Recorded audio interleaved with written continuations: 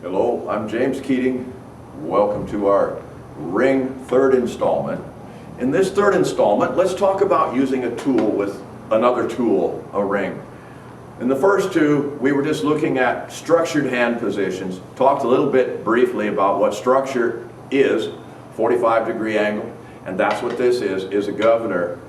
It's the same thing, a mukjong gives you the same sort of governor, that the arms are there. I can't tell you how many times people have told me about the mukjong, his arms are too short. That's because they only represent that much of the arm. You're supposed to be elbow and above. That's where you're going. So yes, the arms are short deliberately though, not by accident. This is that same principle, but in more of a mobile form. And that's what we're looking at to all these things. To always say any tool that you use is for arm toughening.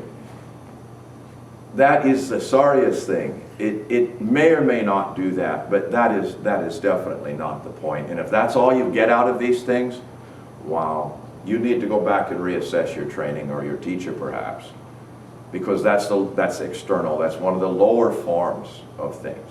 You can do it, but in the end it doesn't solve anything. So get out of that mindset of beating these devices up and let them teach you. Quit competing with them and let them teach you. That's the gift. All right, so some of you understand that we have the draw point system out there. Is some people call it reverse grip. It's just a way that gives you a little bit more understanding when you're moving. So if I'm going through opposing sides like this, this will be that high line. When I lift to here, that's me striking the low line, the kidney area, the ribs. When I depress like this, that's me coming back to the high line or the flank. See, this would be my opponent's left side here. See? This would be the catch, roll to the high right side, the right side of the neck. Here. This is me again switching, catching, lifting, going low, striking as I do.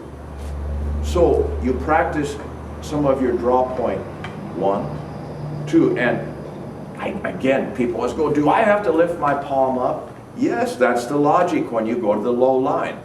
Waist and above, fingers will be up. Waist and below, fingers will point to the ground. That's palm up. If you don't, what happens is you skid like this. When the opponent's knife comes in, you're trying to do that, and it will just skid under and stab you. So you definitely need this to make it skid up into the catch point. This is the way you wish. So I would say like this, people who tell you different, don't argue with what the masters have taught us over the many years. They know this guy's been doing it for 6 years that's telling you not to do it. Forget him. He's going to lead you astray.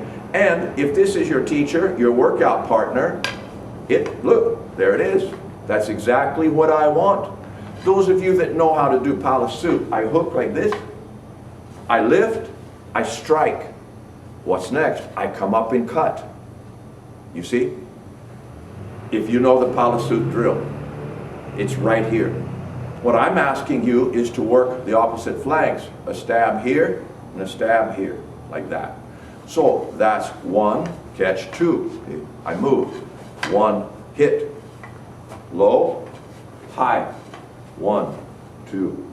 This way you make a circle. All of your pa, pa, pa. Everything is right there. This is completely different than somebody who makes things align. Align, align, align, align, align. Those are all individual lines, see? They take time. That means I've got to retract to do something every time. What I'm teaching you here is just one hit. See? People say, how can I make my draw point better? Here's the way. And you say, what if this is just like this? See? The same thing. So it doesn't really matter. This is just more graphic because it holds the ring for you. I have the tension here. I have the tension here. Otherwise, this would be like this.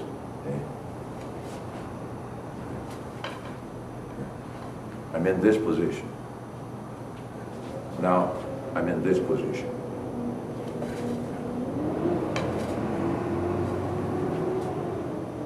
So you can do it with any grip that you wish. If you can do your hand manipulations in here, do that. Do a hand exchange, pass to the other side. See what I'm saying? Do another hand exchange, pass to the other side. Now I'm in the, here comes the manipulation again, see? So this is up to you. You say, well, basically all you're doing is this, right? See, again, you could take anything and do the most complicated move, and somebody will go, well, isn't that just this? Well, then do it. Do it, because no, I don't think it is just this, just like this. I don't think it is that. If you don't hook this and come in here and hook that, you're missing that capture. If you don't come here and lift that and strike and catch that, you're missing that capture. If you don't pox out and come up, you're missing that capture.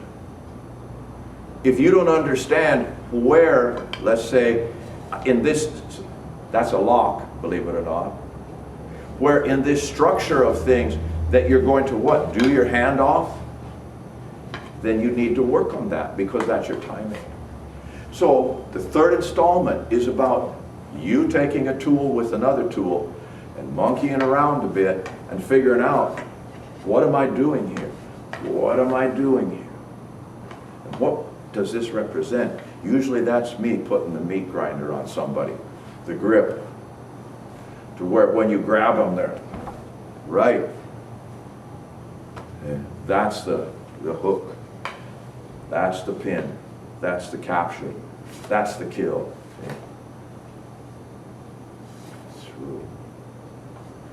So, practice, and I'll see you on the next one.